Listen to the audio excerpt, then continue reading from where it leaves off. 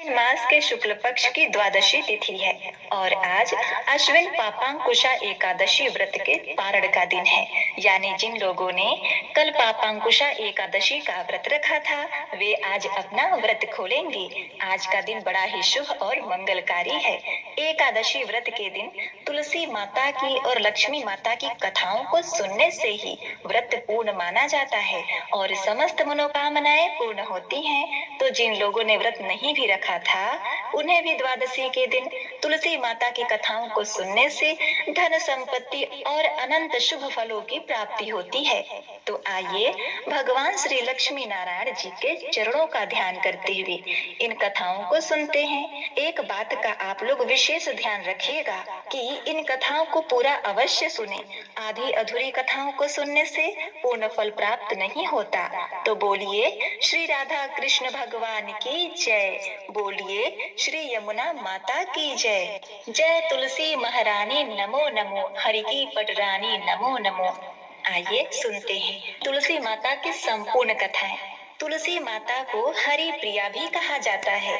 जितना भगवान श्री हरि विष्णु सोने चांदी हीरे मोती और रत्नों से प्रसन्न नहीं होते उतना सिर्फ तुलसी दल से प्रसन्न हो जाते हैं। सच्ची श्रद्धा भाव से तुलसा दल भगवान विष्णु को अर्पित करने से मनुष्य के सभी संकट कट जाते हैं और मनोकामनाएं पूर्ण हो जाती हैं। लेकिन द्वादशी के दिन व्रत के पारण के समय तुलसी माता को जल अवश्य चढ़ाना चाहिए। पूरे विधि विधान से पूजा पाठ करके उनकी कथाओं को सुनकर ही अपना व्रत खोलें।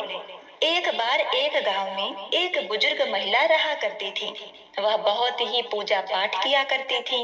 वह रोज तुलसी माँ की पूजा करती और वह बुजुर्ग महिला रोज तुलसी माता से कहती, तुलसी माँ तुम मुझे बहू दे, पीतांबर की धोती दे, मीठा मीठा गाश दे, बैकुंठ में वास दे, चटक की चाल दे, पटक की मौत दे, चंदन का काठ दे, रानी सा राज दे, दाल भात का भोजन दे, ग्यारस की मौत दे और कृष्ण जी का कंधा दे। वह बुजुर्ग मैया हर महीने में तुलसी माता की रोज पूजा करती और उनके विड़ले को रोज सींचती। तुलसी माता बुजुर्ग महिला की बात सुनकर धीरे धीरे सूखने लगी। प्रिय भक्तों, तभी भगवान श्री कृष्ण जी ने देखा कि तुलसी माता सूख रही हैं और तभी एक दिन भगवान श्री कृष्ण तुलसी माता जी के पास प्रकट हुए और भगवान श्री कृष्ण जी ने तुलसी माता से पूछा, हे तुलसा तुम क्यों सूख रही हो? सभी महिलाएं तुम्हारी पूजा करती हैं और तुमको रोज सींचती हैं, लेकिन फिर भी तुम सूखती जा रही हो, इसका क्या कारण है? जिसके बाद तुलसी माता ने भगवान श्री कृष्ण जी से कहा, हे प्रभु, एक बुजुर्ग महिला मेरे पास रोज आती है और रोज एक ही बात बोलती है, हे तुलसी माता सबकी दाता, मैं तेरा विड़ला सींचती हूँ, तुम मुझे बहू दे, पीतांबर की धोती दे, मीठा मीठा घास दे, बैकुंठ में वास दे, चटक की चाल दे, पटक की मौत दे, चंदन सा काठ दे, रानी सा राज दे, दाल भात का भोजन दे, ग्यारस की मौत दे और श्री कृष्ण जी का कंधा दे।